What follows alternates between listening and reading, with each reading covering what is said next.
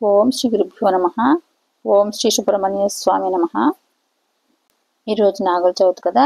ఈ రోజున సూర్యోదయానికి ముందుగానే ఆకాశంలో తూర్పు దిక్కులో ఆదిశేషుని నక్షత్ర రూపం దర్శనమిస్తుందన్నమాట. అది చెప్పాలి మీకు, మళ్ళీ సంవత్సరమైనా చూస్తారని చదువుతున్నాను. కుదరలేదు రాత్రి నిన్న చదువుతామంటే ఈరోజు చదువుతున్నా. ఎవరి వంశాచారాన్ని అనుసరించి వాళ్ళు నాగేంద్రుని ఉద్దేశించి పుట్టలో పాలు పోసి చలివిడ అంటే ఆనమా ప్రకారం ఉంటాయి కదా, అది చేసి చలిమిడి, వడపప్పు, నువ్వులతో చేసిన తీ పదార్థాలు మొదలైన నైవేద్యంగా సమర్పిస్తారు ఈరోజు. దీని వలన ప్రీతుడైన నాగేంద్రుడు ఆ కుటుంబాలకు అనారోగ్యాలు అరిష్టాలు కలగకుండా రక్షిస్తాడని, నాగుల చవితి నాడు రైతులు మొదలైన వారు పనిముట్లను ఉపయోగించరాదని, అంటే ఇళ్లలో కూరగాయలని కోసేందుకు సైతం కూడా కత్తిపీటలు వంటి ఉపయోగించకూడదంటారన్నమాట. ఈ మంగళవారం చవితి కలిగిందైతే మహా అలభ్యోగంగా చెప్పబడుతుంది కాబట్టి ఈరోజు శనివారమే కానీ అలా కూడా చెప్తారు. మంగళవారం చవితి అయితే చాలా మహా అలభ్యోగంగా భావిస్తారు కాబట్టి ఆ రోజు అస్సలు చేయకూడదని, ఈ రోజున చేసిన ఏ పుణ్యకారమైన అక్షయ ఫలితాలు కలుగజేస్తుందని, అంటే ఈ కార్తీక శుద్ధ చవితి రోజున నాగుల చవితి రోజు అనమాట. ఈ కార్తీక మాసంలో వచ్చే చతుర్థి తిథిని నాగుల చవితి అన్నారు కదా. ఆ రోజున నాగులను పూజ చేస్తారు కాబట్టి పాములను ఇంటికి తెచ్చుకోవడం అన్న విషయం సాధ్యం కాదు కనుక ఆ రోజున పాములు ఉన్న చోటుకి వెళ్ళి పూజ చేస్తామట. సాధారణంగా నాగుల చవితి చేయని వారు ఉండరు, అన్ని వర్ణముల వారు చేస్తారు. అందరూ చక్కగా తలస్నానం చేసి పుట్టకు వెళ్ళి పాము తినే పదార్థాలను పుట్టలో ఆవు పాలు, చిమ్మిలి, చలిమిడి వేస్తారు. కొంతమంది గుడ్లు కూడా వేస్తారు. ఈ పుట్ట చుట్టూ తిరిగి పిల్ల పాపలతో ప్రదక్షిణంగా నమస్కారం చేసి ఇంటికి వచ్చేస్తారు కదా. ఈ పాముని పూజ చేసేటప్పుడు నాగమును దేవతగా భావన చేసి పుట్ట దగ్గర నిలబడి ప్రకటనముగా సంస్కృత భాషలో చేయవలసిన శ్లోకాలు పెడతాను. దీంట్లో ఫోటో తీసి పెడతాను. శ్లోకాలు కాకుండా చాలా తేలిక భాషలో కూడా ఒక మాట అడుగుతారు అన్నమాట. నాగుల చవితి విశేషంగా దానికి సంస్కృత పూజా విధానం ఉండదు. పుట్టలో పాలు పోసేసి నిలబడి నన్నేలు నాగన్న, నా కులముల నేలు అంటే నన్ను మంచిగా చూడు, నా కులంలో అందరినీ మంచిగా చూడని కులముల నేలు, నా ఇంటి నేలు, నన్ను కన్నవారి నేలు, నా ఆప్తుల నేలు, పడక తొక్కితే పగవాడనుకోకు, నడుము తొక్కితే నావాడనుకో, తోక తొక్కితే తొలగి వెళ్ళిపో, ఈ నూకలని పుచ్చుకో, పిల్ల మోకలు ఇయ్యి, మాట అడుగుతా అని అంటారన్నమాట. అట్లా మామూలుగా సంస్కృత శ్లోకం కాకపోయినా అలా చెప్తారు. అంటే మనం రక్షించమని మాట, తొక్కినా గానీ భావించుకొని, తోక ఒకవేళ పొరపాటు తొక్కినా గానీ తొలగి వెళ్ళిపోనైనా అని పట్టించు, ఒకవేళ నడుము తొక్కితే నీది వాడిని అనేసుకుని నన్నేమి కరవకన్నట్టుగా అలా చెప్తారన్నమాట. ఇంకా నాగదేవత సంతాన కారకుడు అయిన సుబ్రహ్మణ్యేశ్వరుడు కాబట్టి అందుకే పురుష వీర్యంలో ఉండే సంతానోత్పత్తి కారక కణములు సర్పరూపంలో తిరుగుతూ ఉంటాయని పెద్దలు చెప్తారన్నమాట. ఈ సుబ్రహ్మణ్యుని యొక్క నామముల్లో వంశవృద్ధి కారకాయ నమః అని ఒక నామం, ఆ నామం చాలా మంచిది అన్నమాట. అలా చదువుకుంటాం వల్ల వంశం అభివృద్ధి చెందుతుంది అన్నమాట. వంశ వృద్ధి కారకాయ నమః అని, అలాగా ఆయన సంతానకారకుడు కాబట్టి వంశం నిలబెడతాడనమాట. ఆ కారణం చేత పాముని సుబ్రహ్మణ్యునిగా భావం చేసి పుట్ట దగ్గరికి వెళ్ళి పాలు పోస్తారన్నమాట. ఈ సర్పాలు పితృదేవతలకు కూడా సంకేతం అన్నమాట. వారి అనుగ్రహం ఉంటే కదా ఏ ఇబ్బందులు కలగవు, జీవితంలో ఉన్నతంగా ఎదుగుతామన్నమాట. ఈ నాగుల చవితి సందర్భంగా సర్పగాయత్రి అని ఉంటుంది, అది చదువుకుంటే చాలా మంచిది. ఫోటో తీసి పెడతాను. అలాగే సర్పగాయత్రిని సర్పశ్లోకం అని పెడతాను. ఈ సర్పక గాయత్రి అయితే ఓ మహాసర్పాయ విద్మహే బహురక్షాయ ధీమహి తన్నో పితృ ప్రచోదయాత్ అని. అలాగే నిత్యం పఠించవలసిన సర్పశ్లోకం చెప్తున్నాను. అనంతం వాసుకిం శేషం పద్మనాభంచ కంబలం శంఖపాలం ధృతరాష్ట్రం తక్షకం కాళీం తథా ఏతాని నవనామాని నాగానాంచ మహాత్మానం సాయంకాలే పటే నిత్యం ప్రాతకాలే విశేషతః తస్య విషభయం నాస్తి సర్వత్ర విజయ భవేత్ అని. ఈ శ్లోకాన్ని నిత్యం సాయంకాలం పాటించటం వల్ల, ఈ శ్లోకాన్ని నిత్యం పఠించేవారికి విషభయం ఉండదని, అన్నిటా విజయం లభిస్తుందని అంటారన్నమాట. ఈ శ్లోకం చదువుకుంటే మంచిది, చదువుకోండి. అలాగే నాగుల చవితి సందర్భంగా కూడా ఈ శ్లోకం కూడా చాలా మంచిది. కర్కోటకస్య నాగస్య దమయంత్యా నలస్య చ ఋతుపర్ణస్య రాజర్షే కీర్తనం కలినాశనం అని. ఈ శ్లోకం నాగుల చవితి పఠిస్తే ఈ కలిదోషాలన్నీ నివారణ అవుతాయని అట్లా చెప్తారన్నమాట. అలాగే ఈరోజు నాగుల చవితికి నాగన్న, స్నానం సంధ్యల నాగన్న, పువ్వులు పడగల నాగన్న, మడిబట్టలతో నాగన్న అంటూ తెలుగువారు నాగుల చవితి పండుగ నియమ నిష్ఠలతో ఆచరిస్తారు. పుట్టలో పాలు పోసి ఉపవాస వ్రతాలు ఆచరిస్తారు. నాగల చవితి పరం వెనక అంతరార్థం, సాంప్రదాయ విశిష్టతలు ఎన్నో ఉన్నాయన్నమాట. ఈ నాగారాధన అనేది యుగాల నుంచి కూడా కొన్ని ప్రాంతాల్లో కొనసాగుతుంది. ఈ కార్తీక శుద్ధ చవితి నాడు ఆ నాగల చవితి జరుపుకోవడం ఆచారం కదా. మన శరీరమే ఇప్పుడు అసలు విషయం. నేను యోగ పరంగా చెప్తున్నాను. ఇప్పుడు మన శరీరమే నవరంధ్రాల పుట్ట కదా. అందులో పాము రూపంలో ఉండే కుండలిని శక్తిని ఆరాధించడమే నాగుల చవితి. మన వెన్నుపూస చివర నాగుల శక్తి, కుండలిని శక్తి నిర్ధానమై ఉంటది. దాన్ని యోగం ద్వారా పైకి తీసుకొస్తామే ఈ సిద్ధ విద్య అన్నమాట. ఈ శరీరం అనే పుట్టలో అడుగున మండలాకారంలో 3.5 చుట్టలు చుట్టుకుని పొడుగున్న పాముని, అంటే ఉద్రేకంతో విషం కక్కుతూ ఉంటుంది కదా. ఈ పాలు అనే యోగ సాధన ద్వారా ఆ విషాన్ని ఆహరించవచ్చని లౌకిక అర్థంలో చెప్పటమే ఈ నాగుల చవితి ప్రయోజనం అన్నమాట. మనం యోగం చేస్తే అదంతా కూడా యోగ సాధన ద్వారా మనలో ఉన్న చెడు కర్మలని దగ్ధమై చేసేసుకోవచ్చు అన్నమాట. ఈ నాగుల చవితి నాటి రాత్రి నుంచి కూడా స్వచ్ఛమైన నీలాకాశంలో అనంత శయనాకృతి పాలపొంతగా స్పష్టంగా కనిపిస్తుంది. మరి చూడండి, పొద్దుటే కనిపిస్తుంది. అలాగే ఆకాశంలో అనంత శయనాకృతంగా ఓ పాలపంతంగా స్పష్టంగా కనిపిస్తాయి అన్నమాట నక్షత్రాలు. ఇది ఉత్తాన ఏకాదశి వరకు కూడా 8 రోజుల పాటు కూడా ఆకాశంలో కనిపించే అద్భుత దృశ్యం. ట్రై చేస్తే అలా కనిపిస్తుంది అన్నమాట. అనంత శయన ఆకృతిలో ఒక పాలపంతగా స్పష్టంగా కనిపిస్తుందని. అదే అలాగే కార్తీక మాసంలో సూర్యుడు ఆకాశంలో కనిపించే ఒక అద్భుత దృశ్యం అనుకున్నాం కదా. అలాగే కార్తీక మాసంలో సూర్యుడు మృత్యుకు స్థానమైన వృశ్చిక రాశిలో సంచరిస్తాడు కాబట్టి ఆ సమయంలో నాగారాధన వల్ల మృత్యువుని జయించే సిద్ధి కలుగుతుందని. అందుకే కూడా కార్తీక మాసం అంతా నాగారాధనగా ప్రత్యేకంగా చేస్తారు. అంటే ఇదే మనం యోగం చేసుకునే వాళ్ళమైతే యోగ సాధన ఎంత చేస్తే అది వెన్నుపాములోంచి జరుగుతూ ఉంటే ఇదంతా కూడా మన చెడంతా కర్మలన్నీ దగ్ధమైపోతాయి అన్నమాట. చెడు అనేది విషం లాగా కపం వస్తుంది. కపం వచ్చి పోతుంది. తర్వాత అంత కపం ద్వారా శుద్ధి అయిపోయి కపం వచ్చినట్టు ఉంటుంది. తర్వాత సాధన చేయగా కపం కూడా రాదు. ఈ నాగుల చవితికి పత్తితో చేసిన వస్త్రాలు, యజ్ఞోపేతాలు వంటి నూలు దారాలతో పుట్టలను అలంకరిస్తారు. అలాగే పూజలు చేసినప్పుడు ఈ చిన్న చిన్న వెండి రేకులని పుట్టకు పెట్టి పుట్ట కళ్ళు అలంకరిస్తారు కదా. ఈ నాగల చవితికి నాగన్న నీ పుట్ట నిండా పాలు పోసేమో తండ్రి, నీ పుట్టదరికి మా పాపలు వచ్చారు, పొరపాటును తోక తొక్కితే తొలగిపో అని చెప్పుకున్నాం కదా. నడుము తొక్కితే నడిచిపో, పడగ తొక్కితే పారిపో, మమ్మల్ని మా సంతానాన్ని కాపాడని పుట్టలో పాలు పోస్తారు కదా. ఈ ప్రదక్షిణ నమస్కారాలు చేస్తారు. ఈ చలిమిడి, చిమ్మిడి, అరటిపళ్ళు, తాటి, బుర్రగుజ్జు, తేగలు వంటి నివేదన చేస్తారు కదా. ఈ సర్పారాధనకు తామర పూలు, కర్పూర పూలు శ్రేష్టం అంటున్నారు. ఈ సర్పారాధన చేసేవారి వంశం తామరతం పరంగా వర్ధిల్లుతుందని ఈ భవిష్య పురాణంలో చెప్తారన్నమాట. ఈ నాగేంద్రుడిని స్త్రీలు ఆరాధిస్తే శుభ లక్షణాలు కలిగిన సంతానం కలుగుతుందని, వివాహం కాని వారు ఆరాధిస్తే యోగ్యుడైన భర్త లభిస్తాడని విశ్వాసం. అయితే సౌభాగ్యానికి సంతాన ప్రాప్తికి కూడా సర్ప పూజ చేయడం ఆనవాయితీగా వస్తుంది కదా. ఈ పుట్టమట్టిని పుట్ట బంగారం అంటారు కదా. ఈ పుట్టమట్టిని చాలా శ్రేష్టం అంటారు కదా. కొద్దిగా పుట్టమట్టి చెవి దగ్గర పెట్టుకుంటే వినికిడి సమస్యలు తొలగిపోతాయని కూడా చెప్తారన్నమాట. ఈ నాగుల చవితికి ఉపవాసం చేసి స్వామికి నివేదించిన చిమ్మిలి, చలిమిడిని అల్పాహారంగా తింటారు. నువ్వులు, బెల్లంతో చేసిన ఈ చిమ్మిలి చలికాలంలో తినటం వల్ల ఆరోగ్యానికి ఎంతో మేలు చేస్తుంది కాబట్టి అట్లా అన్నమాట.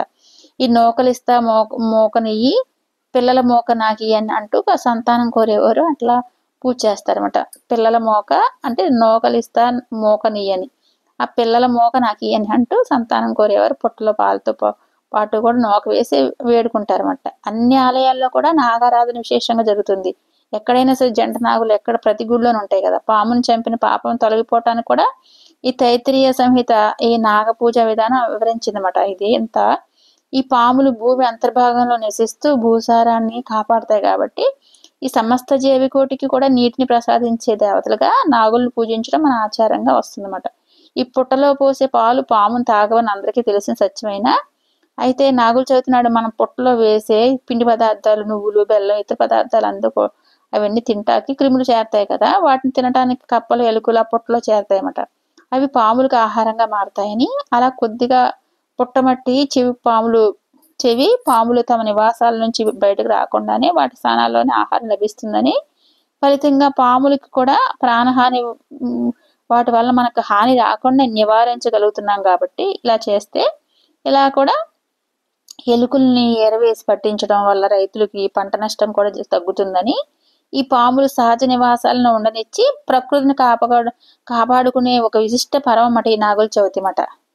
అలాగే యోగ పరంగా నేను ఇప్పుడు సిద్ధ విద్య గురించి చెప్తా ఉంటాను కదా, యోగ పరంగా అయితే మానవ శరీరంలో నాడులతో నిండి ఉన్న వెన్నుముకకు వెన్నుపాము అంటాం కదా, కుండలిని శక్తి మూలాధార చక్రంలో పాము ఆకారం వల్ల ఉంటుందని యోగ శాస్త్రంలో చెప్తుంది. కాబట్టి ఇదంతా కూడా మానవ శరీరంలో నిద్రిస్తున్నట్టు నటిస్తూ కూడా కామ క్రోధ లోభ మోహ మదం ఆశ్చర్యాలనే విషయాల్ని కక్కుతూ మానవుల్లో సత్వగుణ సంపత్తిని హరించి వేస్తూ ఉంటుందని. అందుకు మరొకసారి చెప్తాను, యోగ పరంగా ఏంటంటే మనలో కామ క్రోధ లోభ మోహ మదం ఆశ్చర్యాలని విషయాల్ని కక్కుతూ కూడా మానవుల్లో సత్వగుణ సంపత్తిని హరించి వేస్తూ ఉంటుందని. అందుకు నాగుల చవితి రోజున ప్రత్యక్షంగా విషసర్ప పుట్టలను ఆరాధించి పుట్టలో పాలు పోస్తే మానవుల్లో ఉన్న విషసర్పం కూడా శ్వేతతత్వంగా పొందుతుంది. అంటే అందరి హృదయాల్లో కూడా నివసించే మనలోనే నివసించే ఈ మహావిష్ణువుకు తెల్లని ఆదిశేషుగా మారి ఒక శేషపాన్పుగా మారాలని కోరికతో చేసేది ఈ నాగు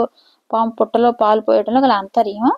అంటే బాహ్యంగా చేయగా మన అంతరంగంగా చేయాలని చెప్తున్నమాట ఇదంతా కూడా.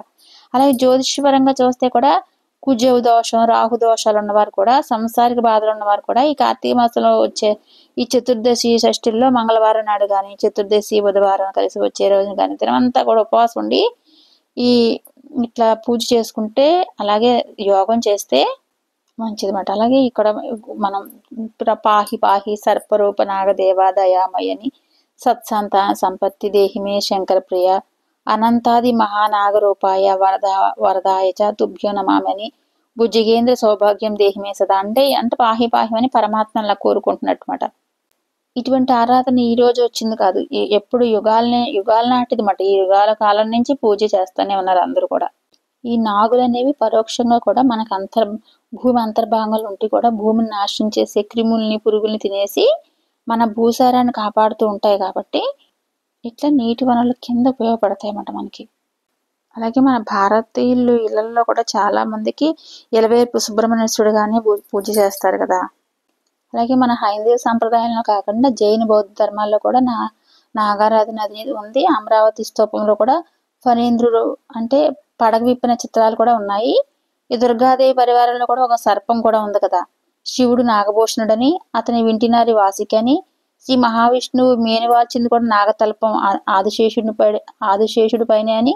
అలాగే వినాయకుడు కూడా సర్పం ఆభరణాలు యజ్ఞోపేతం కూడా అలాగే ఉన్నాయి. కుమారస్వామికి వాహనమైన మయూరం కాళ్ళకు సర్పాలు చుట్టుకుని ఉంటాయి కదా.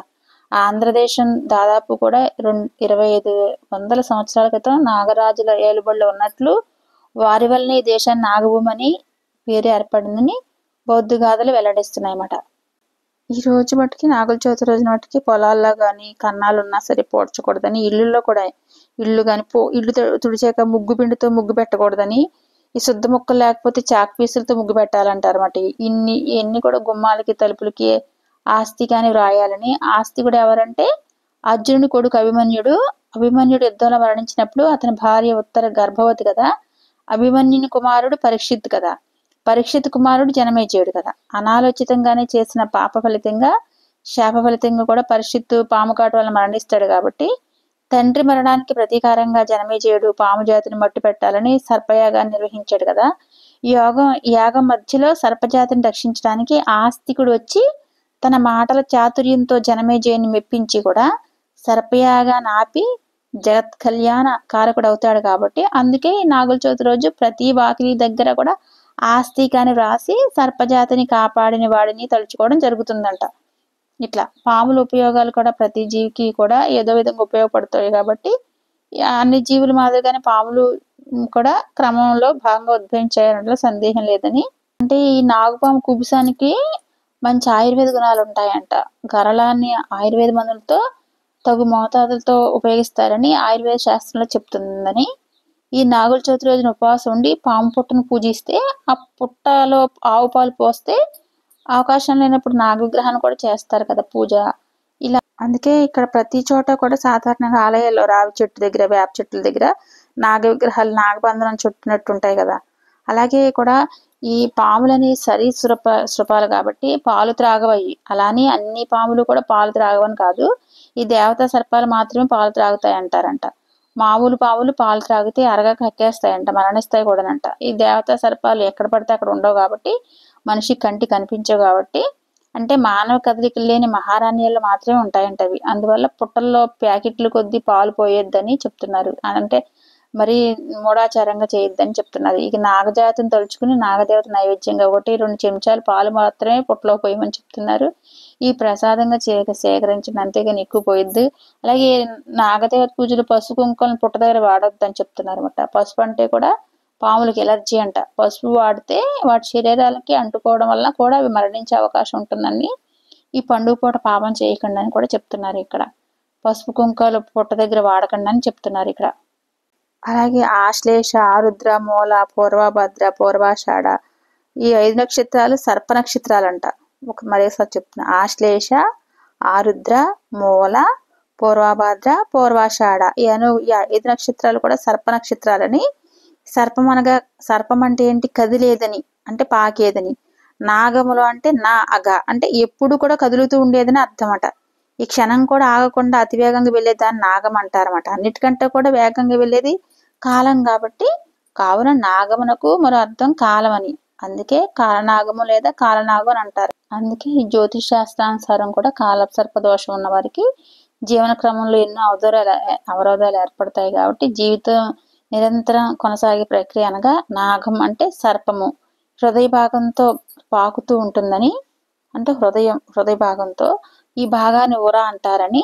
కావున సర్పానికి ఉరగమని కూడా పేరుమట. ఉదరమున ఉన్న మనసు చెప్పినట్టు నడిచే వాళ్ళమైన మనము కూడా మనం ఉరగములమే. అందుకే సర్పం తాను నిరంతరం సాగుతూ కూడా మన జీవన క్రమంలో వివాహం, సంతానం వంటి అవన్నీ జీవన ఘట్టాలను అవరోధపరుస్తుంది. కావున కార్తీక మాసంలో నాగులను ఆరాధిస్తారు. అదే చెప్పాను కదా, యోగం ద్వారా కదిలించుకోవాలని.